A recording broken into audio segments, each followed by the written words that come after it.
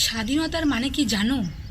মেয়েদের সম্মান দেব শপথ নিয়ে প্রতি বছরে, তারপরই খবরের কাগজ ভরে যায় ধর্ষণ আর কুৎসিত কথার ভিড়ে।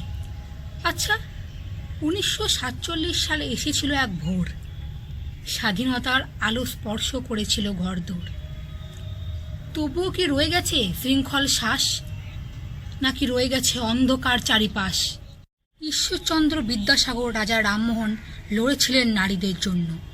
স্বপ্ন ছিল নারী পুরুষ সমান, গড়বে এক ন্যায়ের ভারত মহান। তবু আজই প্রশ্ন জাগে মনে, স্বাধীনতার ৭৮ বছর পরে ভুবনে মেয়েরা কি সত্যি স্বাধীন, নাকি ভয় আতঙ্কে কাটায় দিন? ব্রিটিশের শাসন ছিল শিকল বাঁধা, আজও সমাজ তেমনি বাঁধা।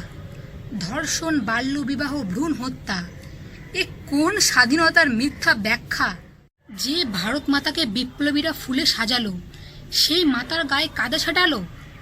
ভারতেরই কিছু পাপিষ্ট, শত ধিক্কার তাদের, শত ঘেন্না, কঠিন হোক তাদের শাস্তি নিশ্চিত। যে দেশে লক্ষ্মীবাঈ তলোয়ার তুলেছিল, কল্পনা দত্ত, প্রীতিলতা প্রাণ দিয়েছিল, ইতিহাসের গর্ভের রং, আজ সেই দেশে লেগেছে হিংস্র কালো রং। তবু আজ প্রশ্ন থেকে যায়, কবে দেশ সত্যিই মুক্তির ছায়ায়? কবে মেয়েরা পাবে নির্ভয় বিচার? কবে মেয়েরা স্বাধীন হবে পুরুষের সমান? আচ্ছা, স্বাধীনতার গান নাচ তো আমরা খুব গাই, কিন্তু স্বাধীনতা সত্যিই কি পাই?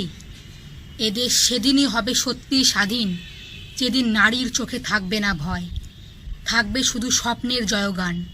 বন্দে মাতরম, জয় হিন্দ, নেতাজি সুভাষচন্দ্র বসু কি জয় হো, ভগৎ সিং কি জয় হো।